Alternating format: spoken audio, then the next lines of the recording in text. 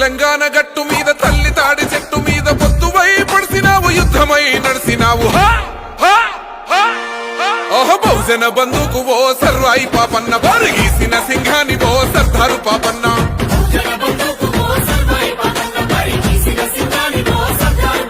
బాకులాంటి మోకు దెబ్బ ఓ సర్వాయి పాపన్న గాయి గోళ్ళ గండ్రగొడ్డలో సర్దారు పాపన్న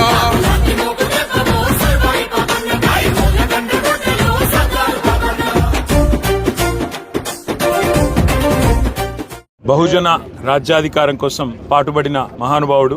ఆనాడు లక్షలాది మంది భారత పౌరులకు, ముఖ్యంగా తెలంగాణ ప్రాంతంలో నిరంకుశత్వానికి వ్యతిరేకంగా పోరాడిన యోధుడు సర్వాయి పాపన్న గారి జయంతి ఈ రోజు సిరిసిల్లలో జరుపుకోవడం సంతోషం. సర్వాయి పాపన్న ఆశయాలను కొనసాగించే విధంగా గతంలో కేసీఆర్ గారి నాయకత్వంలో ఆనాడు తెలంగాణ ప్రభుత్వంలో బలహీన వర్గాల సంక్షేమం కోసం, అందులో ముఖ్యంగా గౌడనుల సంక్షేమం కోసం చాలా కార్యక్రమాలు తీసుకుని వచ్చినాం. అందులో మనం గుర్తు కనుక చేసుకున్నట్టయితే మొదటిది, ఏ కులవృత్తి మీదనైతే గౌడనులు ఆధారపడి ముందుకు పోతా ఉంటారో గ్రామీణ ప్రాంతాల్లో, దాని మీద చెట్ల పన్ను మొత్తం మాఫీ చేసి పూర్తి స్థాయిలో అప్పటిదాకా ఉన్న బకాయిలను కూడా రద్దు చేసింది కేసీఆర్ ప్రభుత్వం. ఆ తర్వాత మరి ఏ కుల వృత్తినైతే అల్టిమేట్ గా ఆనాడు గీత కార్మికుల రూపంలో ఉండేదో, తర్వాత మళ్ళీ వివిధ రూపాల్లో మరి వైన్ షాపులతో సహా వచ్చినాయో, అందులో కూడా 15% రిజర్వేషన్ గౌడన్నలకు కల్పించింది ఆనాటి కేసీఆర్ గారి ప్రభుత్వం. అదే మాదిరిగా ఒక నీరా పాలసీ తెచ్చి నీరాని కూడా ప్రోత్సహిస్తూ ట్యాంక్ బండ్ దగ్గర నెక్లెస్ రోడ్ లో ఒక నీరా కెఫే పెట్టి రాష్ట్ర వ్యాప్తంగా నీరాకు కూడా ప్రాచుర్యం కల్పించి దాని వల్ల కలిగే ఆరోగ్యపరమైన